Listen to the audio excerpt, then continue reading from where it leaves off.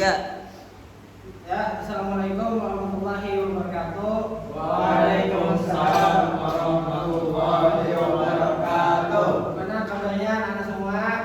Alhamdulillah baik, Pak.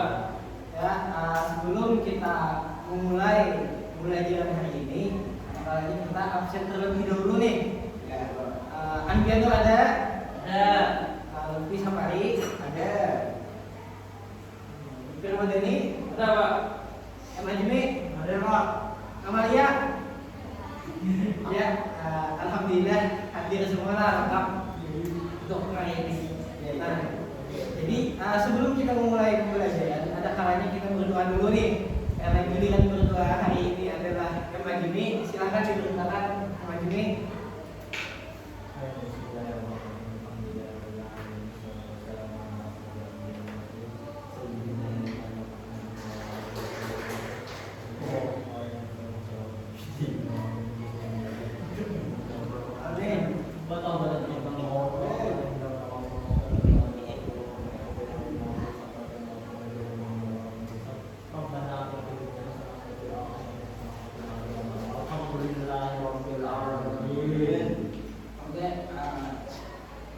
Selanjutnya kita akan mempelajari tentang sejarah budaya Islam ini. Nah, jadi menurut Bu Hendrian nih, kapan Islam itu mengalami masa kejayaannya? Oke, pada masa Nabi Muhammad, Pak. Ada lagi? Pada masa Utsmaniyah, Pak. Ada lagi? Pada tahun, Pak. Ambia, masa apa? Masa Muhammad, Pak. Oke, teman-teman, anak-anak semua. Jadi perkembangan Islam itu mengalami masa kejayaan itu pada masa Abbasiyah. Nah ini saya buka PPT-nya, dia bisa lihat. Nah seperti itu. Jadi kita menampilkan PPT di sini. Nah, jadi di dalam zaman Abbasiyah itu kota Baghdad ini menjadi pusat ilmu pengetahuan dan tempat berkumpulnya para ulama dari mancanegara, dari Eropa, kemudian dari Arab, bahkan dari India dan Cina pun ada.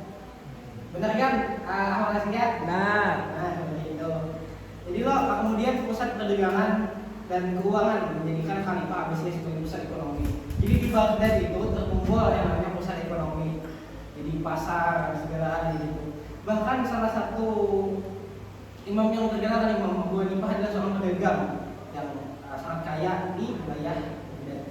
Nah, selain beliau itu juga ilmu yang beliau luar biasa, pendakwah dan mujtahid, dan beliau juga merupakan dagang pada saat itu. Jadi kan ada nih yang namanya ulama itu pos ke akhirat berada pada zaman itu. Tapi di dunia pun ulama pada saat itu luar biasa kontribusinya. Nah, seperti itu. Kemudian yang ketiga itu berbagai kebudayaan dan agama bertemu di wilayah kekhalifahan menghasilkan keberagaman budaya dan pengetahuan. Jadi kan ada nih, ibaratnya kan ilmu pengetahuan itu ada ilmu Nasrani yang masuk disabet kafir, yaitu ilmu kafir, ilmu dunia ada lah itu. Itu wahini aja gitu nah. Mendahari itu kan terima asal itu baik itu. Nah, kemudian pembangunan masjid-masjid yang indah itu perkembangan sini dan sini itu pada masa itu. Kita bisa lihat slide selanjutnya.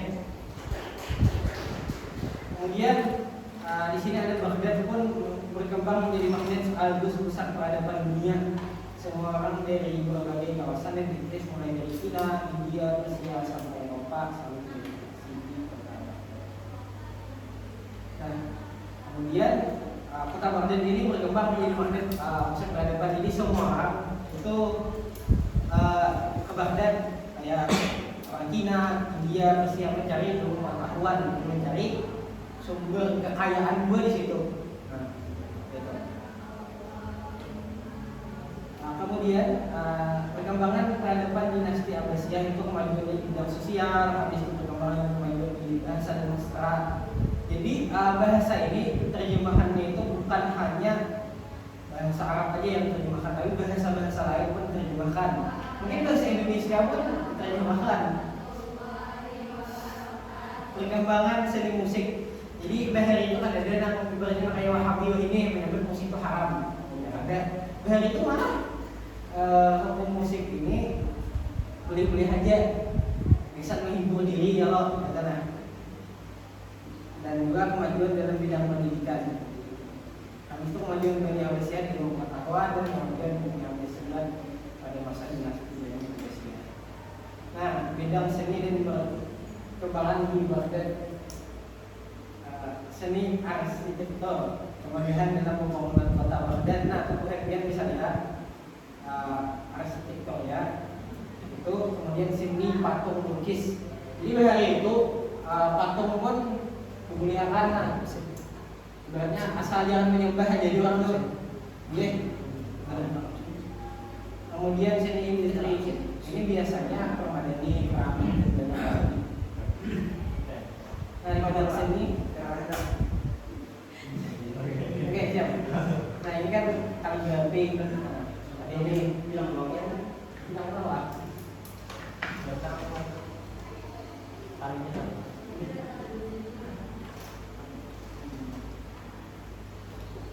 Dua ada sedikit masalah di kabelnya. Nah, di sini kaligrafi. Jadi buat nanti bisa aja cek kan bukan ada bisi HP masing-masing loh di rumah. Rumah atau misal ada di bisi HP pun HP mama ada aja di orang tua.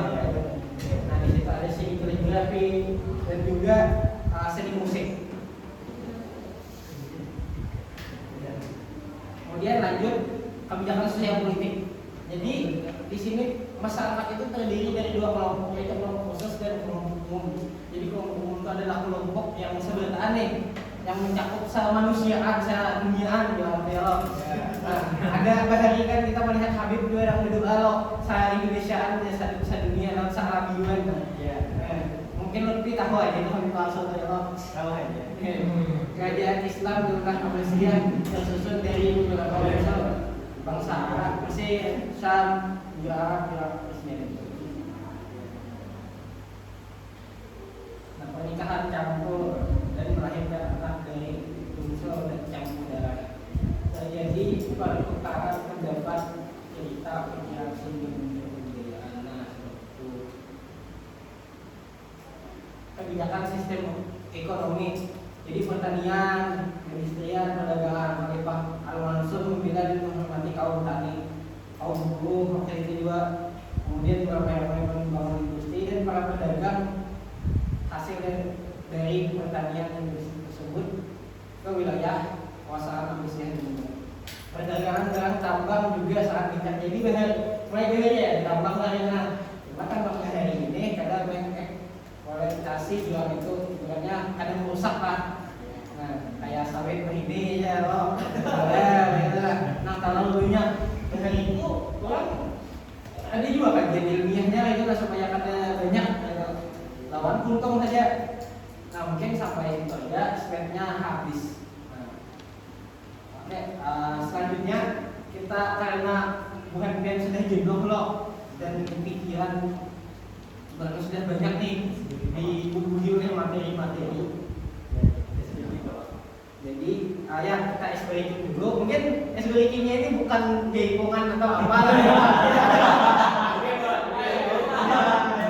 Kita cukup bernyanyi aja lagu-lagu anak-anak kayak gini. Bukan kan request atau apa enggak? Sudah saya request ya. Blok song ya. Oke, ini kan ada konten nih. Jadi dia memberikan konten ini kepada Upi. Jadi kita bisa nyanyi lagu berkepada Jemaah dulu. Jadi ketika saya menyebutkan untuk berhenti, gitu ya, maka cukup di situ. Dan itu yang bakal menjawab pertanyaan dari saya. Oke, maka dimulai. Ya, berdoa berlima rumahmu pada warnanya.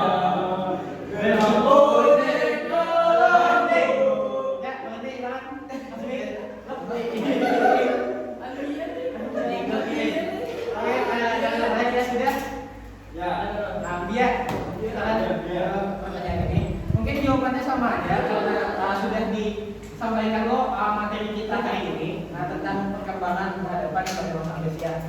Jadi lo kita akan menjelaskan terkait kesimpulan aja nih. Nah mungkin Ananda dia tahu kayak kesimpulannya apa. Jadi menurut Ambia nih, kapan Islam itu mengalami masa kejayaan? Itu aja. Sama seperti yang di awal tadi. Masa apa? Islam memasuki pada masa kejayaan pada masa Abbasiyah. Oke, ya terima kasih Ambia, tepuk tangan dulu untuk Ambia. Ya mungkin untuk bahan evaluasinya atau ibaratnya supaya belum di tahun nih hubungan yang itu pada mengerti kita PR aja lah. Karena di awal itu soal. Nanti soal kita bagikan pas anak kuliah aja. Jadi atau soal bagikan di grup aja ya kan. Ya kalau aku biar kita supaya tahu juga. Sekian materi hari ini. Selanjutnya karena jam sudah habis, kita akan baca doa bareng-bareng aja bersama-sama. Oke, balas.